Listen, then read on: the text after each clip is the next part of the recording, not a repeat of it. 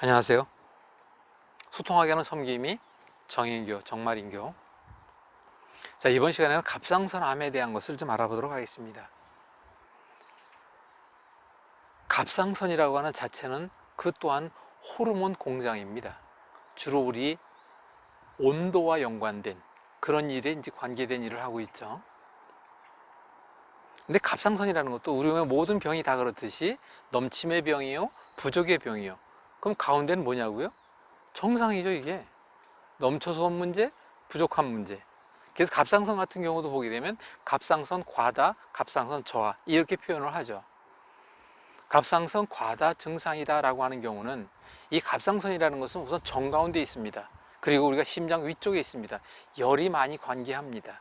과다증 같은 경우는 그 열과 함께 더욱 올라가서 궁극적으로 눈에 압력을 주고 눈에 있는 눈 동자 뒤에 있는 근육이 팽창을 하죠. 그러니까 안구가 돌출되는 현상을 볼 수가 있죠. 눈을 감으면 눈꺼풀이 다 닫히지 않는 현상이 그래서 옵니다. 반대로 참 갑상선 저하죠. 그러면 갑상선 눈알이 오히려 안구가 좀 약간 들어가요. 그런 것을 우리가 살펴볼 수가 있다는 것을 알 수가 있고요. 그럼 갑상선 암이라는 것은 그 또한 마찬가지예요. 갑상선 부위에 인근에 혈액순환이 안 되고 온도가 떨어지기도 하고 또는 그곳에 혈액순환이 잘 안 되면서 모든 세포가 정상세포로 재생하지 못하는 가운데 변이세포가 될 수밖에 없고 그 조건을 그렇게 만들었다는 것이죠. 이것은 똑같은 얘기 반복이긴 합니다만은 갑상선은 이거 한 가지 잊지 맙시다. 갑상선은 호르몬 공장이라고 그랬죠. 그런데 중요한 건 그 호르몬 중에서도 주로 호르몬의 문제는 여자분들에게 많이 옵니다. 근데 참 재밌게도 여자의 문제 가운데 그 문제가 있는 자궁이라고 하는 것이 남자에게 없는 것이 하나가 있죠. 그런데 그 자궁은 정중앙에 있습니다. 근데 갑상선도 정중앙에 있어요. 우리 몸 중앙의 문제를 보게 되면 자궁에 대한 이야기를 할 때 다시 한번 말씀드리겠습니다만은 바로 여자분들에게 많이 오는 질환이 갑상선 질환이다라고 하는 것은 그런 이유 때문이라는 거예요. 그럼 갑상선이라는 것은 자궁과 연관이 있을까요? 없어요? 없을까요?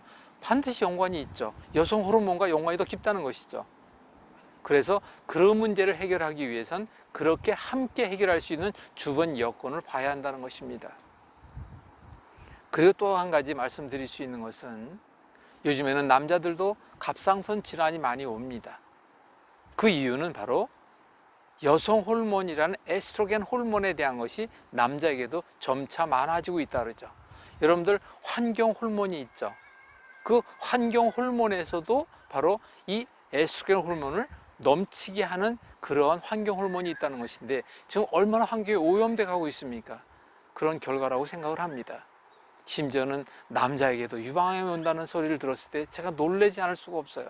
바로 그런 한 예라고 볼 수 있습니다. 특히 갑상선이라고 하는 것은 목 양쪽 부위에 있기 때문에 바로 그 부분에 대한 것을 우리가 어떻게 관리하느냐. 희망이 한 가지 있다면 유방도 갈비뼈 겉 피부 쪽에 있습니다. 갑상선도 마찬가지예요. 그래서 우리가 보통 보게 되면 원적외선, 적어도 한 70도 이상 되는 원적외선으로 열을 쪼갤 수 있는 방법이 쉽다는 것이죠.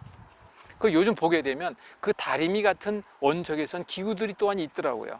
그런 걸 가지고 얼마든지 외부에서도 뜨겁게 할 수가 있는 방법이 있고 또 항상 목을 따뜻하게 한다든가 머플러를 한다든가 이런 방법이 있어야 한다는 걸 꼭 잊지 마시기 바랍니다. 그럼 자세한 거요. 어떻게 이 시간에 다 말씀드릴 수 있습니까? 만남의 자리에서 그 문제에 대한 보다 구체적인 그리고 개인별 맞춤형 프로그램을 통해서 내 문제 해결을 위한 안내와 지도를 받으시는 여러분들 되기를 간절히 바라겠습니다. 감사합니다.